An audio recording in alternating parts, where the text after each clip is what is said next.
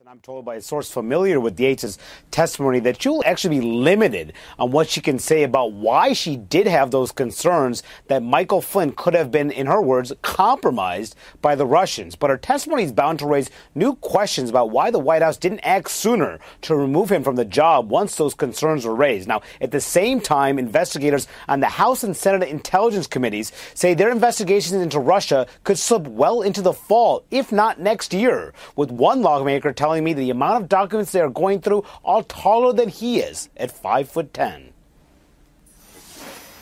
Congressional investigators looking into Russia's role in the 2016 elections, running into a range of new challenges ahead of today's high-profile testimony from former Acting Attorney General Sally Yates and former Director of National Intelligence James Clapper. We will ask her all questions about Russia, what she knew about Trump ties. Was any administration effort to unmask people for political purposes? We're going to get to all things Russia in terms of what the administration did and what Russia did. Multiple lawmakers in both the House and Senate stressing that the committees still have mountains of documents to sift through. But we're continuing to go through documents from multiple agencies. We're continuing to go through witnesses. This will take several months to be able to finish it out. Cautioning that the probes could drag into the fall and even next year. Further complicating the inquiries, uncertainty over the leads the committees are chasing, and ongoing partisan disagreement over potential collusion between the Trump campaign and Russia.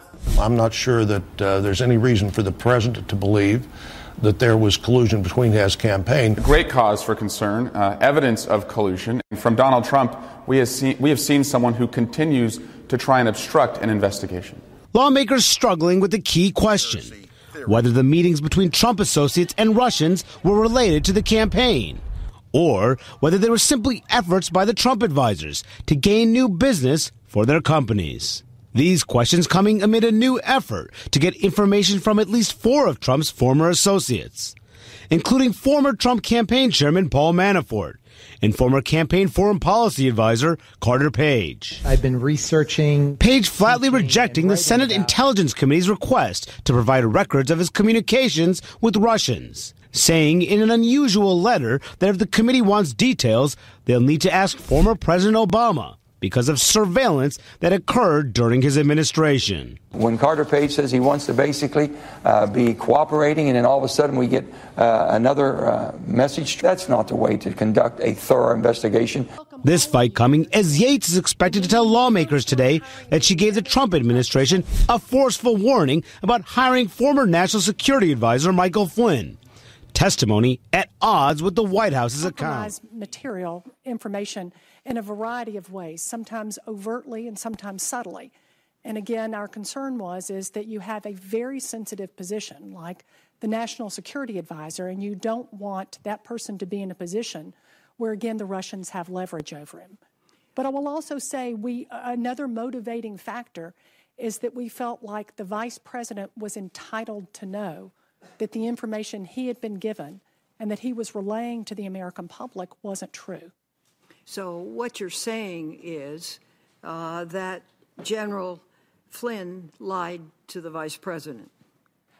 That's certainly how it appeared, yes, because the vice president went out and made statements about General Flynn's conduct that he said were based on what General Flynn had told him. When you listen to General Flynn's answer to what Michael Isikoff asks him next, remember what he read in this letter. Michael Isikoff asks him, were you paid for that event? And now remember, as you listen to the answer, that he received this letter saying, if you are ever in a position where you would receive an emolument from a foreign government or from an entity that might be controlled by a foreign government, be sure to obtain advanced approval from the Army prior to acceptance. So an invitation like that speaking invitation in Russia is something that Michael Flynn has to take very seriously. He has to know who's paying him. He has to. He has to know how much he's being paid.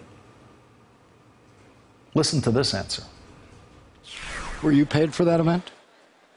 You'd have to ask the folks that went over there to well, I'm asking you. You'd know if you were paid.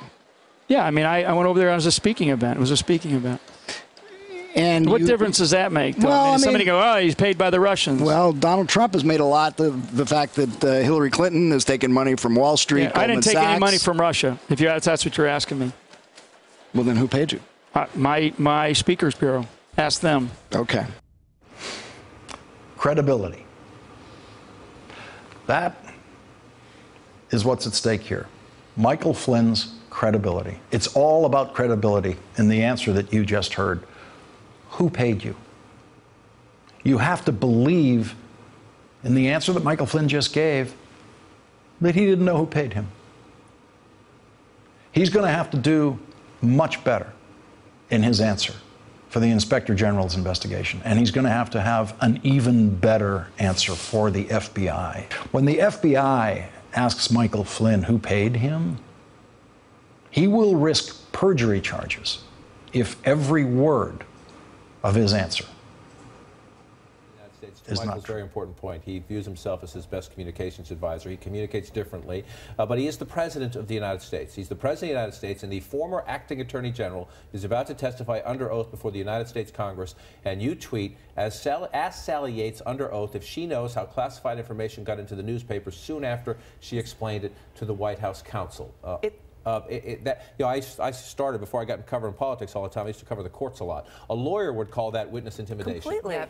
From the President of the United States. Look, I think that we have all been kind of desensitized in some way to his tweets and to his statements that are so out of the norm. This is beyond out of the norm. This is inappropriate. For the President of the United States to be this aggressive with somebody who used to work for him, who's coming before the United States Congress in sworn testimony hours later, is beyond the pale. It just is. And you can ask, look, we saw this, we've seen this in the Comey hearings, we've seen this in other hearings. The White House can send word up to its Republican friends on Capitol Hill, make sure you push her on this, make sure you push her on that. That's the way it always happens. To go public like this is striking.